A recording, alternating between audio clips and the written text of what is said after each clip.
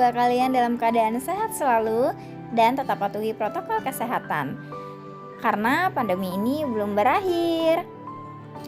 Anak-anak, masih dalam pembelajaran jarak jauh bersama Ibu Yunita Handiawati. Kali ini kita akan membahas materi teks eksposisi. Apa itu teks eksposisi? Nah, sebelum lanjut pembahasan yang lebih mendalam, kalian harus mengetahui terlebih dahulu definisi dari teks eksposisi itu sendiri. Nah, anak-anak, teks eksposisi ini merupakan sebuah karangan atau tulisan yang berupa paragraf. Di dalamnya terkandung ilmu pengetahuan ataupun informasi untuk diberitahukan kepada khalayak ramai. Biasanya, teks eksposisi ini disajikan dengan bahasa yang padat, singkat, dan jelas.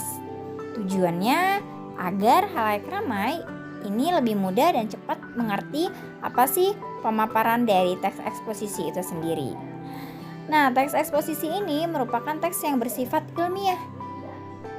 Artinya, informasi atau pikiran yang disampaikan oleh penulis ini mengandung pernyataan berupa non-fiksi.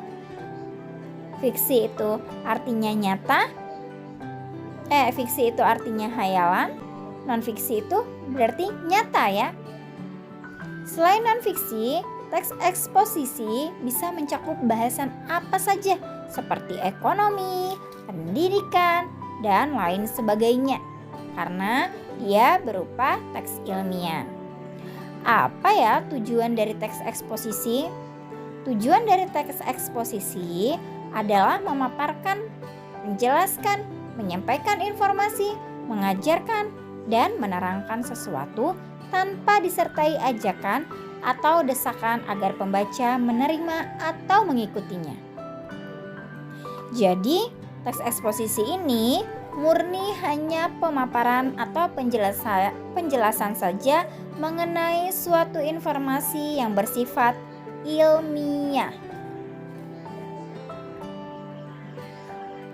Bagaimana ya ciri-ciri dari teks eksposisi itu, Bu?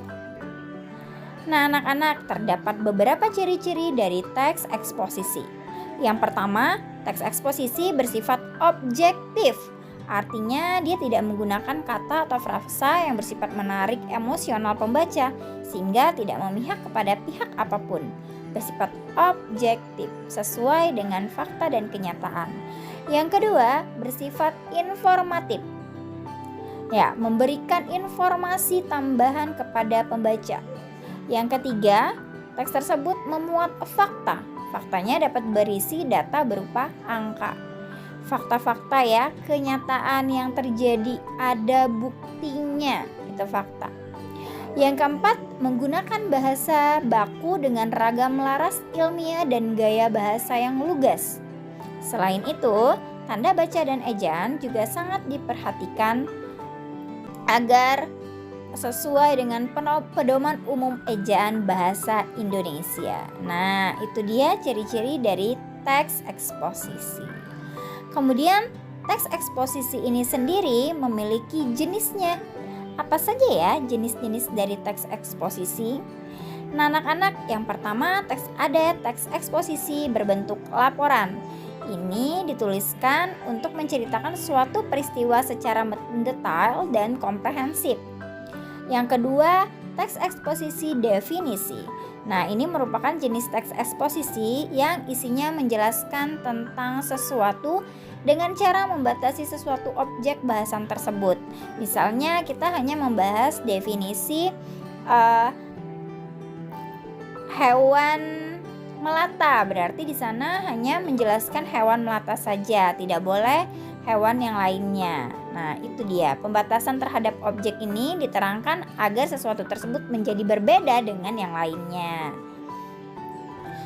Ini adalah teks eksposisi laporan dan juga definisi. Ada jenis lain dari teks eksposisi, yakni teks eksposisi ilustrasi.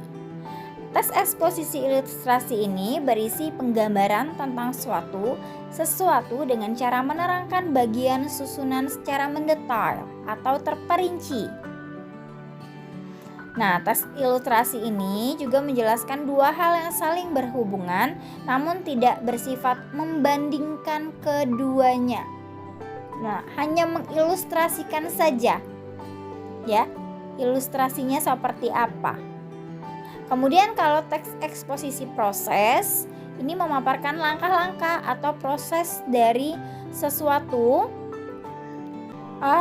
agar sesuatu itu dari awal prosesnya bagaimana hingga akhirnya bagaimana. Gitu. Biasanya ini agar lebih mudah lagi orang yang membaca atau mendengarnya untuk mempraktikkan. Yang kelima ada teks eksposisi klasifikasi.